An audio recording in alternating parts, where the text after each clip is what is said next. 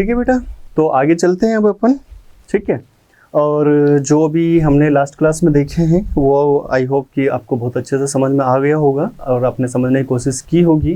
ठीक है, अब जैसे जैसे बेटा चैप्टर्स आगे बढ़ते जाएंगे ना, वैसे वैसे चैप्टर की इंपॉर्टेंस बढ़ती जाती है, क्वेश्चंस आने की जो पॉसिबिलिटीज़ है वो भी बढ़ जाती है, क्योंकि अगर टॉपिक ज़्यादा इंपॉर्टेंट होता है, जितना ज़्यादा कॉन्सेप्चुअल होता है, जितने कॉन्सेप्ट होते हैं उसमें, और जहाँ थोड़ा सा लगता है कि आप कंफ्यूज हो सकते हैं, उस तरीके के टॉपिक्स से क्वेश्चंस ज़्यादा पूछे जाते हैं। अपन सभी जानते हैं प्रीवियस ईयर के जो क्वेश्चंस आप सोल्व करते हैं तो आपने देखे होंगे कि इस तरीके के क्वेश्चंस ज़्यादा आते हैं, उन टॉपिक से खास करके ज़्यादा आते हैं जहाँ पर आप कहीं ना कहीं गड़बड़ कर सकते हैं, कुछ कन्फ्यूज़न आपको हो सकता है, कोई छोटी सी मिस्टेक्स आपसे वहाँ पर हो सकती है। ठीक है, तो आप इसको समझने की कोशिश करेंगे, काफ़ी इम्पोर्टेंट है ये, और अच्छे क्वेश्चंस जो है यहाँ से बनते हैं। ठीक है, मैंने जैसे आपको कहा बेटा कि जो टॉपिक्स कोरिलेट करते हैं ना एक दूसरे से, अगर उस टॉपिक से क्वेश्चंस नहीं आए ना तो उससे रिलेट करके अगले टॉपिक से या उससे रिलेटेड टॉपिक से क्वेश्चंस पूछे जा सकते हैं। इसलिए हर टॉपिक को समझना अपने लिए बहुत ज़्यादा इंपॉर्टेंट होता है, ये अपन सब जानते ही हैं, है ना।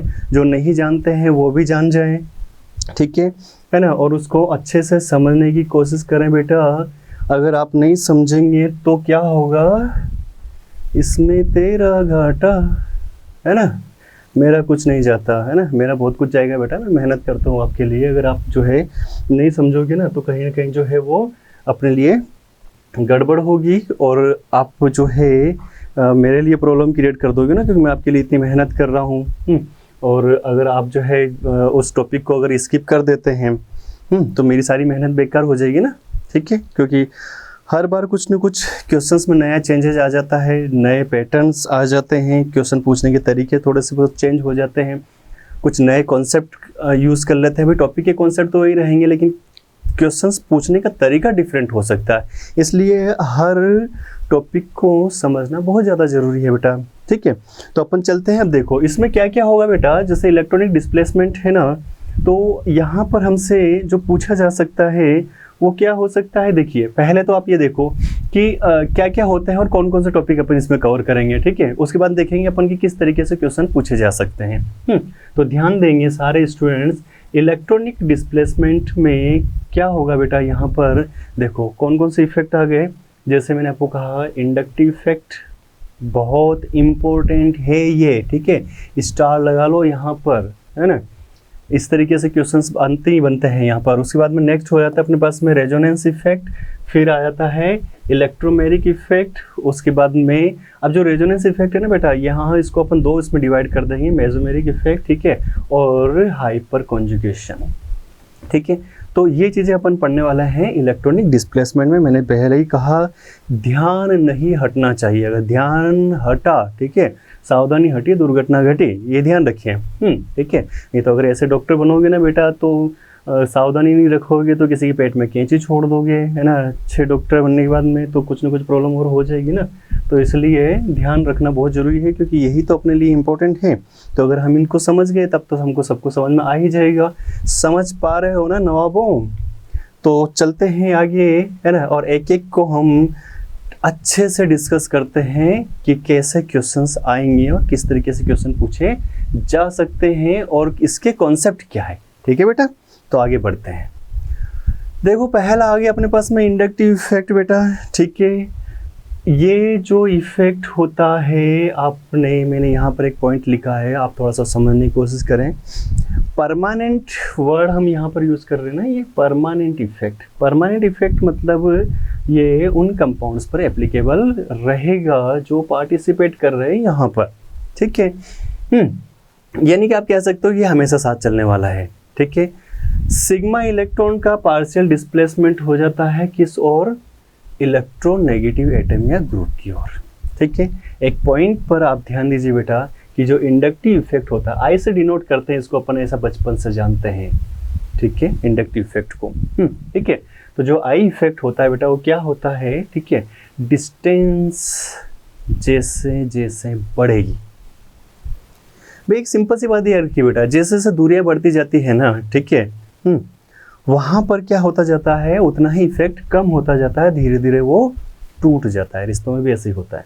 ठीक है, जैसे जैसे डिस्टेंस बढ़ेगी, ठीक है, तो वहाँ पर क्या होगा कि उसकी जो पावर ऑफ अट्रैक्शन है, ठीक है, या जो स्ट्रॉन्ग बॉन्डिंग है वो क्या होती जाती है, वीक होती जाती है, और वो क्या होते जाता है, कमज़ोर हो गए। तो सिंपल सी बात है, बॉन्ड कमज़ोर हो गया, बॉन्ड कमज़ोर हो गया तो उसको टूटना तो है ही, ठीक है। तो जैसे डिस्टेंस बढ़ेगी आई इफेक्ट क्या होता जाता है बेटा, कम होता जाता है। तो इस बात पे ध्यान देने योग्य की बात है, ठीक है। तो और ध्यान जो है आपको इधर ही रखना है, स्किप नहीं करना है, ठीक है, समझने की कोशिश की जाए। तो जैसे देखो बेटा ये क्या है यहाँ पर, क्लोरीन माइनस, ठीक है, मोर इलेक्ट्रोनेगेटिव एलिमेंट है कंपेरेटिवली कार्बन के। जैसे जैसे डिस्टेंस बढ़ रही है, देखो कार्बन 1 है ना, ये 2, ये 3, तो हम जैसे हम इधर से इधर, किधर से, यहाँ से इधर जा रहे हैं, तो क्या हो रही है बेटा, डिस्टेंस इंक्रीज हो रही है, और डिस्टेंस इंक्रीज होती जा रही है तो इंडक्टिव इफेक्ट जो है, इफेक्ट ही क्या होता जा रहा है बेटा, कम होता जा रहा है, ठीक है। तो जैसे से है ना, यानी कि जो अट्रैक्शन पावर है, ठीक है, वो क्या होती जाएगी बेटा, कम होती जाएगी। बॉन्ड क्या होता जाएगा यहाँ पर, वीक होता जाएगा। इंडक्टिव इफेक्ट क्या होता जाएगा बेटा, यहाँ पर कमज़ोर होता जाएगा, किसके साथ में, डिस्टेंस बढ़ने के साथ साथ में। अब देखो ये तो एक सिंपल सी छोटी सी बात है ना। मेन अपन आते हैं यहाँ पर, इसके बाद वाली चीज़ें देखते हैं अपन, ठीक है। इंडक्टिव इफेक्ट को क्या किया बेटा, हमने दो कैटेगरीज में डिवाइड कर दिया, दो टाइप इसके हो गए। पहला हो गया अपने पास में माइनस आई इफेक्ट, ठीक है, दूसरा होता है प्लस आई, माइनस आई प्लस आई, है ना, ऐसे ही चलेगा यहाँ पर, ठीक है। तो माइनस आई इफेक्ट में क्या होगा बेटा, इलेक्ट्रॉन विड्रॉइंग ग्रुप यहाँ पर मैंने लिखा है ना कि फंक्शनल ग्रुप, ठीक है। फॉर एग्जाम्पल जैसे कि NO2, ठीक है, इसको तो अपन सभी जानते हैं ना, जो भी इलेक्ट्रोनेगेटिव एलिमेंट है CN, है ना, ये यानी कि ये सारे के सारे फंक्शनल ग्रुप होते हैं, ऐसा अपन बचपन से देखते आ रहे हैं। देखो सारे फंक्शनल ग्रुप है, ठीक है। इलेक्ट्रॉन विड्रॉइंग का मतलब अपन सब जानते ही हैं, ठीक है। अगला पॉइंट अपन देखेंगे यहाँ पर, तो ये क्या होगा बेटा, देखो अट्रैक्ट, है ना, सिग्मा इलेक्ट्रॉन, और इसका कुछ ऑर्डर है वो थोड़ा सा ध्यान रखना है अपने को। मैंने जैसे आपको कहा बेटा कि जो क्वेश्चंस यहाँ पर पूछे जाते हैं ना अपने से, ठीक है, वो क्वेश्चन किस तरीके से होते हैं, जैसे 4-5 कंपाउंड अपन को दे दिए ऑप्शन में, ठीक है, और उसका इसकी देखिए इफेक्ट्स क्या है वो तो इम्पोर्टेंट है ही, ठीक है, वहाँ से तो क्वेश्चंस बन सकते हैं, लेकिन उस टॉपिक की अगर कोई एप्लीकेशंस है तो वहाँ पर पॉसिबिलिटीज ज़्यादा है क्वेश्चन पूछे जाने की, ठीक है। तो इनकी जो इंडक्टिव इफेक्ट की जो एप्लीकेशंस है ना वो बहुत इंपॉर्टेंट है, और वहाँ से क्वेश्चंस, क्योंकि सारे एक दूसरे से कोरिलेट करते हैं बेटा, है ना। तो अगर आपने एक को नहीं समझा ना तो दूसरा आपको समझ में नहीं आएगा। जो रिलेशन में जिसके है ना उसके साथ साथ में उसके रिलेशन वालों को भी समझना बहुत जरूरी है, तभी जाकर के वहाँ पर स्ट्रॉन्ग बॉन्डिंग हो सकती है, ठीक है। अदरवाइज काम खराब हो जाता है, क्योंकि कई बार रिलेशन से क्वेश्चंस आ जाते हैं, ठीक है, क्योंकि वो उसकी एप्लीकेशन से बिलोंग करते हैं, सिंपल सी बात है। और एप्लीकेशंस पर ध्यान देना है ना बहुत जरूरी हो जाता है, इसी कारण से तो अपने एप्लीकेशंस पर ध्यान देंगे, ठीक है बेटा। तो यहाँ पर क्या होता है, एटम और group which attract sigma electrons as compared to the hydrogen show this effect. I think point समझ में आ गया होगा, बहुत सिंपल सी लैंग्वेज में अपने लिखा है यहाँ पर, ठीक है। और ये इंडक्टिव इफेक्ट की कुछ मेन स्पीसीज है जिन पे अपने को खास करके ध्यान देना है, ठीक है ना। सबसे ज़्यादा इफेक्ट जो होगा वो किस पे होगा, फिर उससे कम, फिर उससे कम, फिर उससे कम। तो इस पे अगर हम ध्यान देंगे बेटा, ठीक है, तो ये हमारे क्वेश्चंस को सॉल्व करने में हेल्प करेंगे, ठीक है। बहुत सिंपल सी चीज़ें हैं और बहुत आसानी से ये सारी चीज़ें हो जाती है, ठीक है बेटा। उसके बाद में नेक्स्ट अपन देखते हैं प्लस आई इफेक्ट, ठीक है। ये क्या होगा, इलेक्ट्रॉन रिलीजिंग ग्रुप, ठीक है ना। आर का मतलब अपन सभी जानते हैं ना, एल्काइल ग्रुप, ठीक है।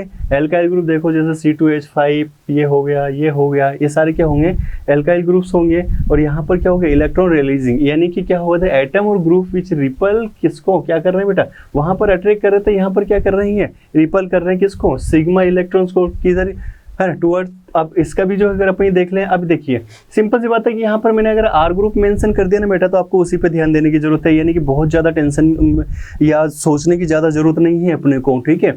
कई बार होता क्या है कि टॉपिक्स होते हैं बहुत सिंपल से हैं, ठीक है, उसको घंटों घंटों तो एक्सप्लेन करते जाओ ना, उतना ही ज़्यादा आप कंफ्यूज हो जाते हैं, है ना। टाइम पास लंबे लेक्चर्स बना दूं मैं, अगर उसको 3-4 घंटे और मैं भी खींच सकता हूँ इसको, और जितना ज़्यादा मैं खींचूंगा ना उतने ज़्यादा आप कंफ्यूज होंगे, क्योंकि आपको आगे वाला तो याद ही नहीं रहेगा। फिर बार बार आप इस वीडियो से उस वीडियो पे जंप करोगे, फिर उससे उस पर जंप करोगे, और यही करते रहोगे, ठीक है।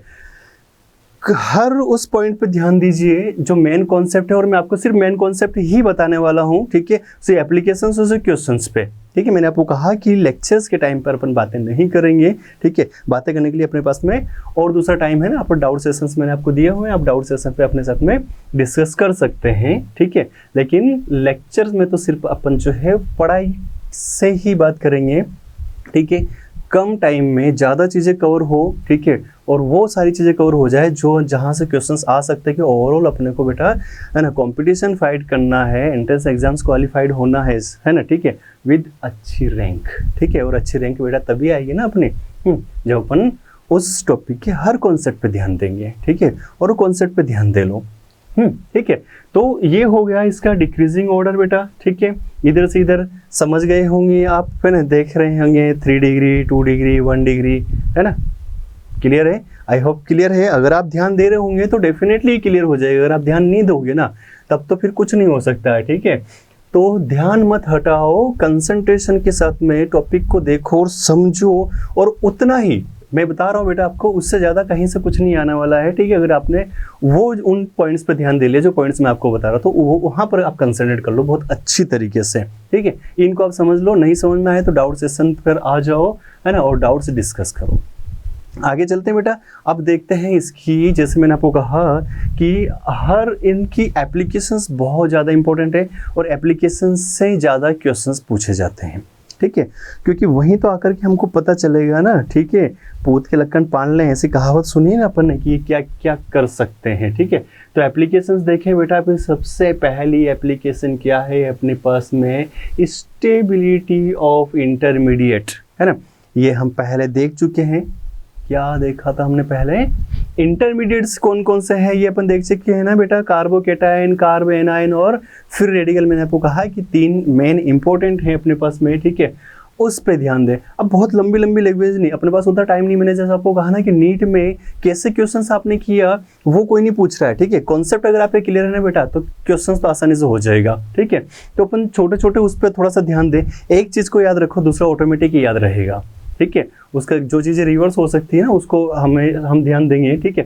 तो स्टेबिलिटी ऑफ कार्बोकेटायन, ठीक है, कार्बोकेटायन की स्टेबिलिटी प्लस आई इफेक्ट के क्या है बेटा, डायरेक्टली प्रोपोर्शनल है, यानी कि प्लस आई इफेक्ट अगर इंक्रीज होगा तो कार्बोकेटायन की स्टेबिलिटी जो होगी वो क्या होगी बेटा, बढ़ जाएगी, ठीक है।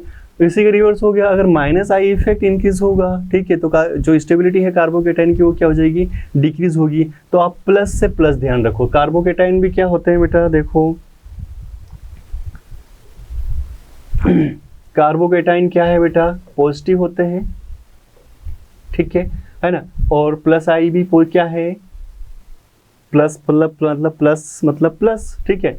तो प्लस से प्लस ध्यान रखो, ठीक है, यानी कि प्लस इंक्रीज होगा तो क्या होगा बेटा, वहां पर अगर प्लस आई इफेक्ट इंक्रीज होगा तो उस केस में क्या होगा, कार्बोकेटायन की जो स्टेबिलिटी है वो भी क्या हो जाएगी बेटा, इंक्रीज हो जाएगी। सॉरी थोड़ा सा इंटरप्ट हो गया, है ना, ठीक है।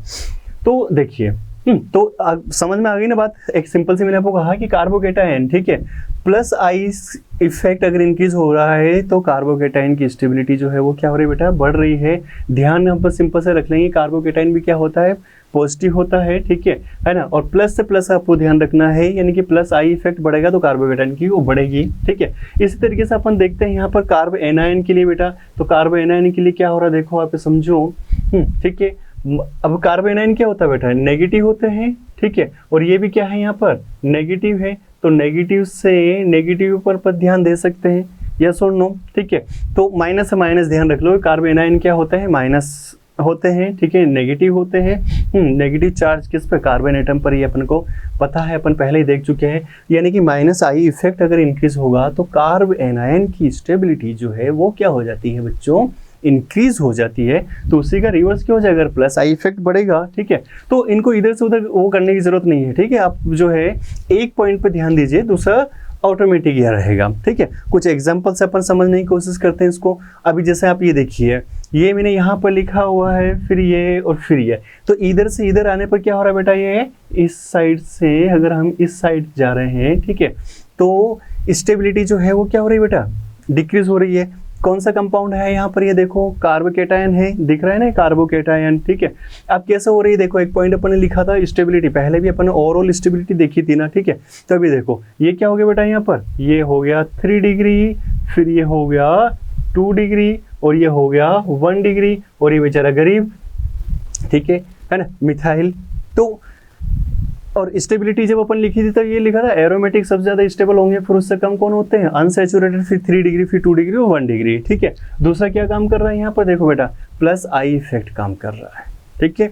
तो देखिए हर जगह जैसे जैसे आप बढ़ोगे ना बेटा, तो वहां पर कुछ इस तरीके से क्वेश्चंस भी आते हैं कि किसी पर एक इफेक्ट तो काम कर सकता है लेकिन दूसरा इफेक्ट काम नहीं करता है, तो वहाँ रीजंस भी हो जाते हैं कि किस कारण से उसका ये आंसर आ रहा है, ठीक है, क्या रीजन है कि ये स्टेबल है, ये स्टेबल नहीं है, या कौन सा इफेक्ट काम कर रहा है। तो इसलिए हर इफेक्ट को समझो, और सारे इफेक्ट सब जगह एप्लीकेबल होगा ये भी जरूरी नहीं है, ठीक है। तो इस बात का भी अपन को ध्यान रखना है। तो सिंपल सा 3 to 1 से ही क्वेश्चन अपना सोल्व हो गया, ठीक है। सबसे ज्यादा स्टेबल ये हो गया 3 डिग्री, फिर 2 डिग्री, फिर 1 डिग्री, ठीक है। अब ये तो हो गया कार्बोकेटायन, ये देखो बेटा क्या हो गया, कार्ब एनायन हो गया। तो सिंपल सी बात है, ये हो गया 3 डिग्री, दिख रहा है अपने को यहाँ पर।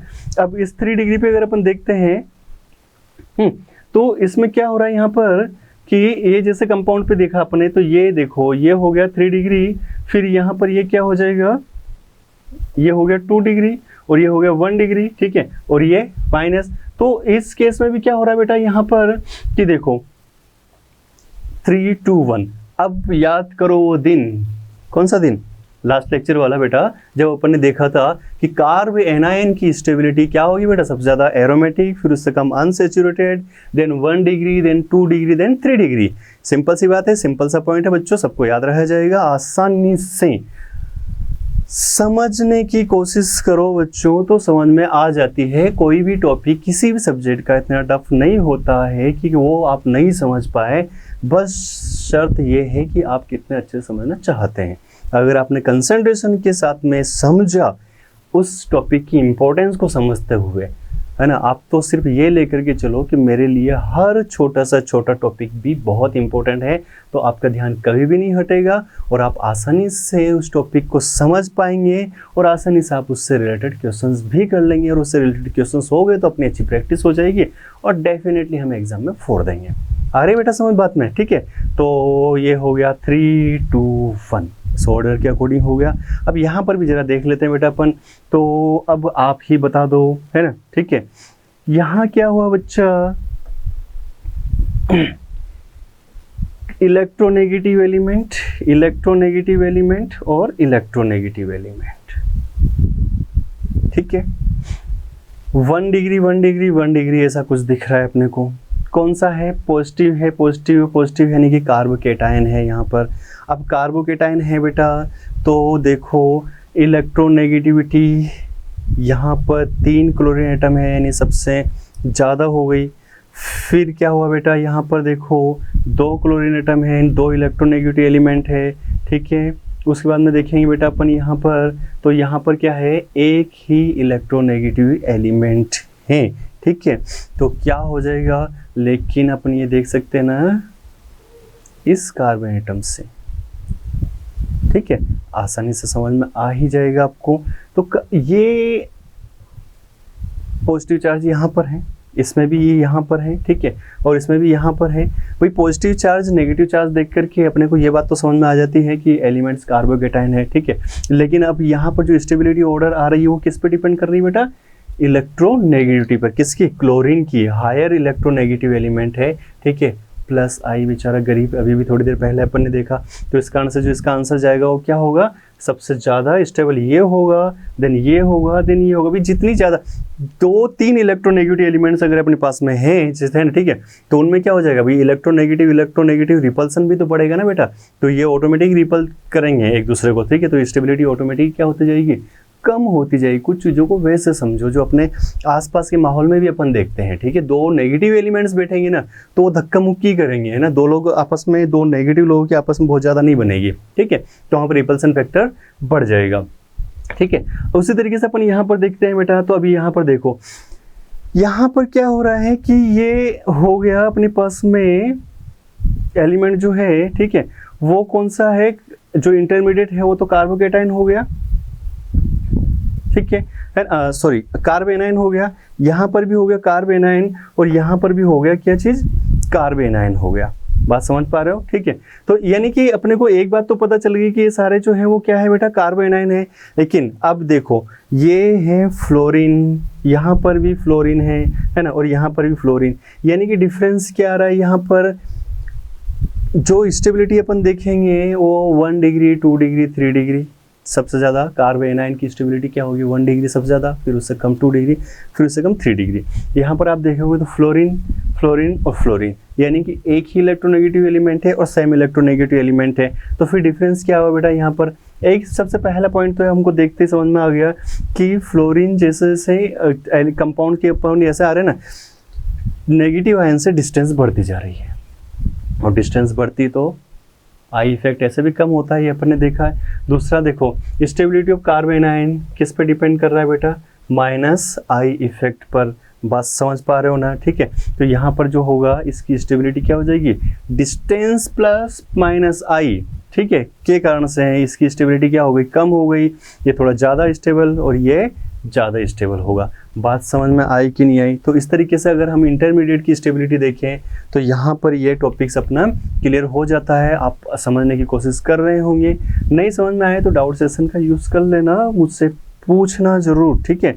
और ऐसे भी इतना टफ नहीं है जितना कि हम सोच लेते हैं या हम डर जाते हैं। अगला पॉइंट देखते हैं बेटा, एसिडिक स्ट्रेंथ। मैंने आपको पहले भी कहा है कि इन टॉपिक्स से क्वेश्चंस पूछे जाते हैं, किसी न किसी तरीके से क्वेश्चंस आ ही जाता है, और हम आउट ऑफ सिलेबस ये तो पढ़ा नहीं, ये देखा नहीं, तो ऐसा कुछ भी नहीं होता। पढ़ा हुआ सब होता है और हर टीचर्स पढ़ाते हैं और बहुत अच्छे से पढ़ाते हैं। बस डिफरेंस जो आता है वो क्या होता है कि हमने उस समय पर ध्यान दिया या नहीं दिया, जब टीचर्स ने आपको कहा कि बेटा ये इंपॉर्टेंट है तब हम कुछ कर रहे थे, ठीक है। तो वैसा मत करो, है ना, और जब हम पढ़ रहे हैं तब पढ़ाई पर ही ध्यान दो, ठीक है ना बच्चों। तो अब देखो एसिडिक स्ट्रेंथ देखते हैं अपन, बचपन से पढ़ता है एसिड क्या होते हैं, ठीक है, वो सारा अभी मैं यहाँ पर नहीं बताऊंगा आपको, है ना। जब भी आएंगे टॉपिक तब अपन वहाँ पर डिटेल में डिस्कस करेंगे। बस अपनी यहाँ पर समझ लेगी भी एसिड H+, ठीक है ना। ये इलेक्ट्रॉन 2-3 मेथड अपन ने पढ़े ना, ठीक है, ब्रोंस्टन एंड लोरी, ठीक है, लेविस, ठीक है। तो देखो proton donating tendency of any compound क्या होती है, उसकी एसिडिक स्ट्रेंथ होती है। जो जितने जल्दी हाइड्रोजन एटम दे सकता है, H+ यानी कि प्रोटॉन, ठीक है, तो जो जितने जल्दी हाइड्रोजन एटम दे सकता है वो उतना ही क्या होता है, उतना ही ज़्यादा एसिडिक नेचर का होता है। जो जितने जल्दी हाइड्रोजन एटम दे सकता है वो उतना ही क्या होता है बेटा, एसिडिक नेचर का होता है, ठीक है। यानी जो एक कंपाउंड है उसकी जो एसिडिक स्ट्रेंथ है वो स्टेबिलिटी किस पे डिपेंड कर रही है, एनायन की स्टेबिलिटी पे। यानी जो एनायन जितना ज़्यादा स्टेबल होगा उसका एसिडिक नेचर, ठीक है, एसिडिक स्ट्रेंथ उतनी ही क्या होती है बच्चों, ज़्यादा होती है। समझ रहे हो ना आप? ठीक है, तो अब जैसे इनमें देखो एल्कोहल, एल्कोहल और एल्कोहल, ठीक है, एल्कोहल दिया हुआ है CH3OH, ठीक है, यहाँ पर देखेंगे है ना, मिथाइल, इथाइल, ठीक है, और ये 1 2 3 प्रोपाइल एल्कोहल पे आ गए अपन। तो इस गरीब ने एक H+ दे दिया, यहाँ से भी हमने क्या किया बेटा, एक H+ निकाल दिया, और यहाँ से भी हमने एक H+ निकाल दिया। कहाँ से निकले देखो, सिंपल सी बात है, इधर से तो जाएगा नहीं ना, अगर उधर से चला गया तो कार्बन क्या हो जाएगा, अनस्टेबल हो जाएगा। ऐसा बचपन से जानते हो ना, ठीक है, नहीं जान रहे हो तो अब जान जाओ। तो यहाँ से भी इलेक्ट्रोनेगेटिव एलिमेंट तो रिपल करेगा ना उसको, ठीक है ना, बोलिए अब नहीं, है ना, ठीक है, अब तुम्हारी जरूरत खत्म। जो जितने आसानी से जुड़ सकता है ना उतना आसानी से निकल भी सकता है, ठीक है। और ये तो ऐसा ही बेचारा आवारा पागल वाला सा एलिमेंट होता है ना, बाबा जी जिसको जरूरत है उसके पास में पहुंच जाएगा, ठीक है बेटा। तो यहाँ पर क्या होगा कि देखो इसने H+ डोनेट कर दिया, बात समझ रहे हो, समझने की कोशिश की जाए, ठीक है। तो यहाँ से H+ बाहर निकला, ठीक है, CH3O- रह गया, ये बाहर निकलेगा तो ये बचेगा अपने पास में। अब यहाँ से ये आप देखोगे ये क्या, सब्र करो थोड़ा सा, है ना, ठीक है, समझने की कोशिश करो। यहाँ पर आप देखो यहाँ से भी एक हाइड्रोजन बाहर निकल गया, ये रह गया। अब यहाँ से भी हेड निकल गया ना, तो ये रह गया, ठीक है। तो सबसे ज़्यादा जो स्टेबल हुआ वो कौन हो गया, ये हो गया, फिर ये हो गया, फिर ये हो गया, भाई ब्रांच आ गई 3, ठीक है, ये और ये, ठीक है, डिस्टेंस। तो क्या होगा बेटा, अभी तो आई थिंक समझ गए होंगे आप, या अभी भी नहीं समझे?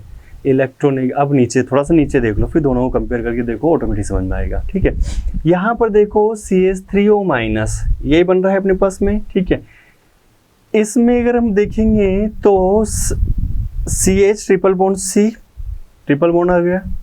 यहाँ पर देखो NH फंक्शनल ग्रुप है ना, और CH2 डबल बॉन्ड CH। तो अगर इन कंपाउंड्स में अगर हम देखते हैं तो यहाँ पर क्या होगा बेटा कि जो इलेक्ट्रोनेगेटिविटी है, ठीक है, वो सबसे ज़्यादा हमको पहले से ही पता है, ऑक्सीजन, फिर उससे कम है, फिर उससे कम, फिर उससे कम। ठीक है, तो स्टेबिलिटी पर ये डिपेंड कर रहा है ना। ठीक है, किसकी? एनायन जितना ज़्यादा स्टेबल होगा उसकी एसिडिक स्ट्रेंथ उतनी ही क्या होती है बच्चों? बता दो, है ना, उसकी एसिडिक स्ट्रेंथ उतनी ही ज़्यादा होगी। आई थिंक क्लियर है अभी सबको। ठीक है, तो यहाँ पर आपको समझ में आ गया अभी, स्टेबल ज़्यादा हो गया, स्टेबल ज़्यादा हो गया तो एसिडिक स्ट्रेंथ ज़्यादा हो गई, फिर उससे कम ये हो गया, फिर उससे कम ये हो गया। रीजन्स अपन को बार बार पता है, अलग से नया कुछ नहीं ऐड किया अपन ने कि क्या हो सकता है। अभी तक हमने देखा क्या क्या भाई, सबसे पहले तो कार्बोकेटाइन, कार्बो एनायन या जो भी कंपाउंड अपने को दिया है उसकी स्टेबिलिटी ऑर्डर अपने को याद है, एरोमेटिक, अनसैचुरेटेड। अगर कार्बोकेटाइन है तो 3 to 1 हो जाएगा, कार्बो एनायन है तो 1 to 3 हो जाएगा, और फिर रेडिकल है तो अगेन 3 to 1 हो जाएगा। यहाँ तक क्लियर है? ठीक है, दूसरा पॉइंट हमने लिख दिया है ना। उसके बाद फिर देखा अपन ने कि स्टेबिलिटी कार्बोकेटाइन की स्टेबिलिटी प्लस आई पे डिपेंड कर रही है, तो माइनस कार्बो एनायन की स्टेबिलिटी माइनस आई पे डिपेंड कर रही है। क्लियर है बेटा? ठीक है, तो वही चीजें ही सिर्फ हम आगे यूज करेंगे तो क्वेश्चन ऑटोमेटिक सोल्व होंगे। अब तीसरी चीज अपने पास में क्या है कि भाई अगर हम एसिडिक स्ट्रेंथ देखते हैं कि भाई कौन जितना ज़्यादा कितना ज़्यादा एसिडिक नेचर का होगा, कितनी ज़्यादा उसकी एसिडिक स्ट्रेंथ है। ठीक है, तो वो किस पे डिपेंड कर रही है? स्टेबिलिटी ऑफ एनायन, और एनायन की स्टेबिलिटी फिर किस पे डिपेंड करेगी? वही जिससे पहले अपन ने देखा है। क्लियर है ना बात? तो कॉन्सेप्ट वो के वही है। आपके कुछ बड़ी बड़ी देख करके एकदम से जो है घबरा जाते हैं या